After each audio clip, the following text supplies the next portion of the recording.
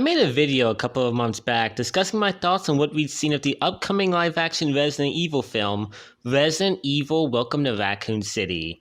In that video, I said I wouldn't be able to cover the film on release and I'd have to wait until it came to video. Well, now available to rent, I sat down on Christmas Eve morning and I watched this bad boy. Some of my fears going in were confirmed, but the movie had just enough going for it to make it enjoyable. Now, it's no secret this movie doesn't have the most positive reception online, and its disappointing numbers at the box office, just barely allowing it to make back its budget, may jeopardize that sweet live-action Code Veronica movie I have my fingers crossed for. But I enjoyed this one. Now, as the title suggests, I'm going to run through this movie relatively quickly for my standards, and this will also be a no-spoiler review, just a quick in and out. So without further ado, let's talk about Sony's latest attempt to get in on a piece of that sweet Resident Evil movie revenue. So Resident Evil Welcome to Raccoon City is an interesting concept as far as the plot goes. Claire Redfield heads back to Raccoon City, a garbage small town, to find her brother and warn him of a human testing conspiracy involving a giant pharmaceutical corporation named Umbrella. This conspiracy turns out to be true when the rise of the infected population leads to a citywide quarantine, and the lives of Claire, Chris, and other RPD officers are endangered. If you're familiar with the game series, then it's apparent from the trailers that they combined RE1 and RE2 into a single narrative, with the stars Alpha Team raiding Spencer's mansion representing RE1, and Leon and Claire's fight for survival within the actual city representing RE2. Now, at first, I was very hesitant on this decision, and I came out of the movie having mixed feelings on it. On one hand, the story to this movie actually works, and if you haven't played the first two games, you won't feel like you're missing much. They keep a few of the main story beats, but change just enough to make all of it fit. On the other hand, if this movie solely committed to either of the two plot threads it was adapting, I feel like these new versions of the characters would have much more time to be fleshed out, and the pacing wouldn't feel as rushed as it does in its later half. I'm not saying a really faithful and fleshed out combination of RE1 and RE2 couldn't work, but a 1 hour and 47-minute movie simply isn't up for the task. Like I said, this movie's narrative works, and it doesn't feel super rushed or disjointed. However, I still think making 3 separate movies focused on the classic trilogy would have been a much better decision. In regards to how faithful this movie is to the source material, thankfully, unlike the Innocent Abominations, it gets a lot of things lore accurate. However, that only applies to the lore they actually decide to focus on. I was personally very disappointed that this film only alludes to what Umbrella is up to behind the shadows, but it doesn't explain a lot of integral info.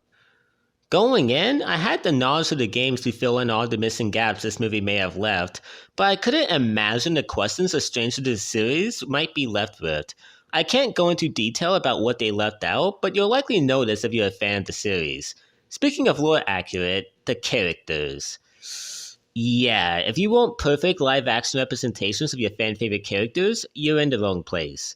These characters are pretty different from their original counterparts. Starting with Jill, I like what they did with her. Like the original Jill, she cares a lot about her fellow teammates and about doing what's right, but they also made her a lot more comedic and just overall cool. Yeah, I love Jill in this movie. Claire, like her original counterpart, takes no crap from anyone and is self-reliant. Unfortunately, her sassy and fun personality from the games is gone, and in its place is a super serious, expressionless Claire. I don't have a problem with taking her character in a new direction, but they don't do that either. She's just boring. Chris Redfield in the games isn't that layered and tends to have a straightforward personality, and this Chris is no different. He's alright.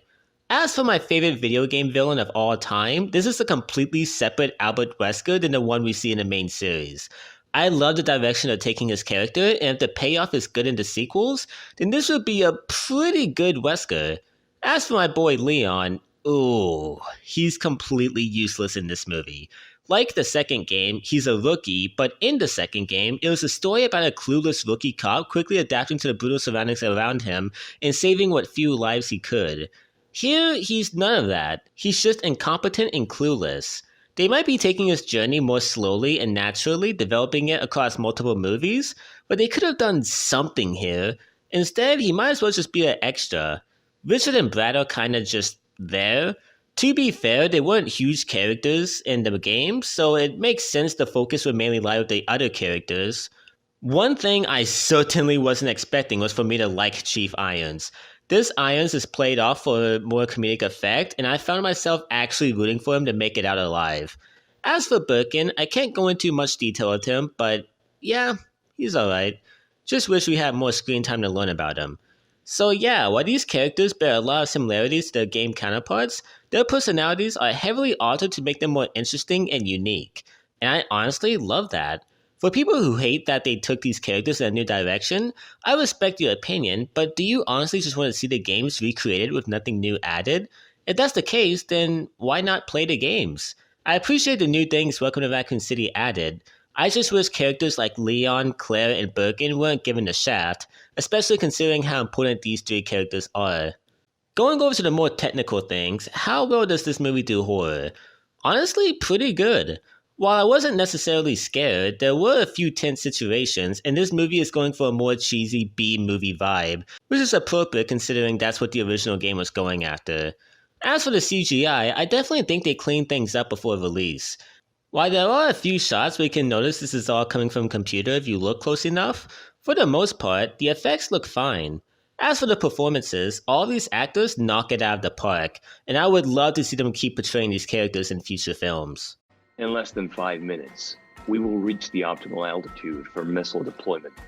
Uberos will be released into the atmosphere, ensuring complete global saturation. It's pretty good. The last thing I'll say about this movie is it's clear it is a love letter to fans. There are references sprinkled everywhere, and while there are lines dedicated to exposition, you'll appreciate this movie much better if you're a fan. In conclusion, I really enjoyed Welcome to Raccoon City. While there are a few missteps and I feel it should have either been longer or tackled smaller material, I thought it was a fun, original recreation of the Raccoon City outbreak, and I love these new versions of the characters. While it's unclear if this movie did good enough to warrant a sequel, I really hope so. I'd love to see a movie focus on Code Veronica, RE4, or even another title. Good stuff, Welcome to Raccoon City. If you're unfamiliar with Resident Evil, I don't think you'll really enjoy it unless you're a huge zombies fan. If you are a Resident Evil fan, give this one a watch. If you have, I'd love to see you guys' opinion. Anyways, I hope you guys have enjoyed this video. If you have, then please like and subscribe, and as always, I will see you guys next time. Peace out.